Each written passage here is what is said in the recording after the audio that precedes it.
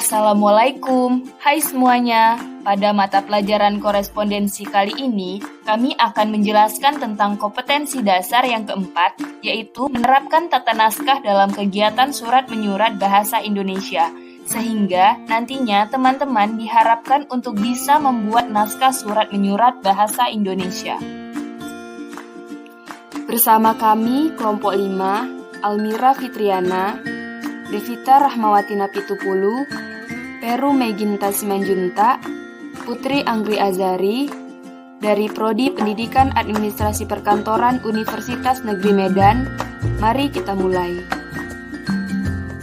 Nah, apa itu surat? Bahasan yang pertama, pengertian surat. Menurut Kamus Besar Bahasa Indonesia, surat adalah kertas yang bertulis. Seperti kertas sebagai tanda atau keterangan sesuatu yang ditulis atau tertulis. Menurut Kamus Umum Bahasa Indonesia, surat adalah yang bertuliskan atau alat untuk menyampaikan sesuatu maksud secara tertulis. Menurut Pusat Pembinaan dan Pengembangan Bahasa Departemen Pendidikan Nasional, surat adalah sarana komunikasi yang digunakan untuk menyampaikan informasi tertulis oleh suatu pihak kepada pihak lain.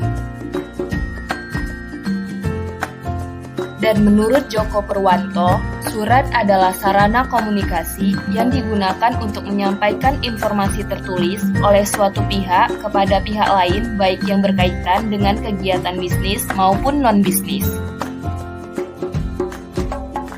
Jadi, surat merupakan sarana komunikasi dalam bentuk tertulis. Fungsi surat. Sebagai sarana komunikasi, surat berfungsi sebagai yang pertama alat bukti tertulis yang autentik, misalnya surat perjanjian. Yang kedua adalah alat pengingat, misalnya surat yang telah diarsipkan. Yang ketiga adalah dokumentasi historis, misalnya surat dalam arsip-arsip lama. Yang keempat, pedoman untuk bertindak, misalnya surat keputusan, surat perintah, surat pengangkatan. Yang kelima, sebagai jaminan keamanan, misalnya surat keterangan jalan. Yang keenam, sebagai duta atau wakil organisasi. Yang ketujuh, sebagai barometer kemajuan kantor. Tujuan surat. Tujuan seseorang atau organisasi menulis surat, yang pertama adalah untuk menyampaikan informasi. Yang kedua adalah untuk memperlancar arus komunikasi sehingga informasi yang diterima jelas dan tidak salah tafsir. Yang ketiga, untuk menyampaikan maksud dan tujuan penulis. Yang keempat, untuk menghemat waktu, tenaga, dan biaya daripada bertemu langsung pihak yang dituju. Kriteria surat yang baik. Surat dikatakan baik jika memenuhi kriteria sebagai berikut. Yang pertama, penggunaan kertas surat yang tepat, penggunaan bentuk surat yang standar, penggunaan bahasa Indonesia yang baku, penggunaan gaya bahasa yang lugas, tata bahasa jelas, sopan dan hormat, penyajian fakta yang benar dan lengkap, penggunaan singkatan hanya untuk yang lazim dipakai, dan yang terakhir, penggunaan kata-kata umum dalam masyarakat. Bahasa surat merupakan peranan yang penting agar maksud surat diterima dengan baik dan mendapatkan tanggapan yang positif. Kriteria bahasa surat yang baik dan benar yaitu sederhana, ringkas, jelas, sopan, dan menarik. Surat digolongkan menjadi beberapa jenis surat. Di antaranya, yang pertama berdasarkan sifatnya, terdiri dari surat pribadi. Surat pribadi adalah surat-surat yang bersifat kekeluargaan yang berisi tentang masalah yang berkaitan dengan urusan pribadi. Yang kedua adalah surat dinas, merupakan komunikasi tertulis yang menyangkut kepentingan tugas kegiatan kantor atau organisasi. Yang ketiga, surat niaga adalah surat yang berisi tentang perdagangan yang dikirim oleh perusahaan kepada pelanggannya, contohnya surat perkenalan barang, surat penawaran barang, dan lainnya. Kedua, berdasarkan wujudnya, terdiri dari kartu pos, warkat pos, surat bersampul, memorandum, dan nota dinas. Berdasarkan keamanan isinya, surat digolongkan menjadi surat sangat rahasia, surat rahasia, dan surat konfidensial. Berdasarkan jumlah penerimaan surat, surat digolongkan menjadi surat perorangan, surat edaran, dan surat pengumuman.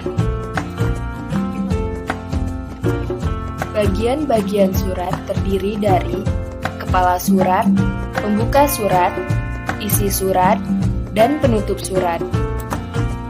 Kertas surat terdiri dari HPS atau bond paper, stensil atau duplicating paper, airmail paper, doorslack atau bank paper, union skin, dan kertas bergaris. Ukuran kertas juga terdiri dari banyak macam, akan tetapi yang sering digunakan adalah letter, A4, folio, dan quarto. Bentuk-bentuk surat terdiri dari beberapa macam, yaitu yang pertama full block style. Ciri utamanya adalah semua ketikan dimulai dari kiri. Yang kedua adalah block style. Ciri utamanya adalah pengetikan isi surat lurus, akan tetapi tanggal dan kaki surat berada di sebelah kanan. Yang ketiga adalah semi-block style. Sama dengan block style, perbedaannya pada isi surat, masing-masing paragraf pada baris pertama masuk sekitar 5-7 spasi. Selanjutnya, indented style.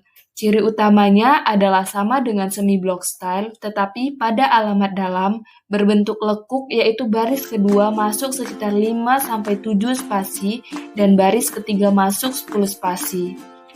Selanjutnya, hanging paragraph. Ciri utamanya adalah pada bagian isi surat, yaitu pada masing-masing paragraf bentuknya menggantung. Baris pertama pengetikan dimulai dari kiri, sedangkan baris kedua dan selanjutnya pada masing-masing paragraf dimulai sekitar 5-7 spasi. Kemudian, bentuk official style.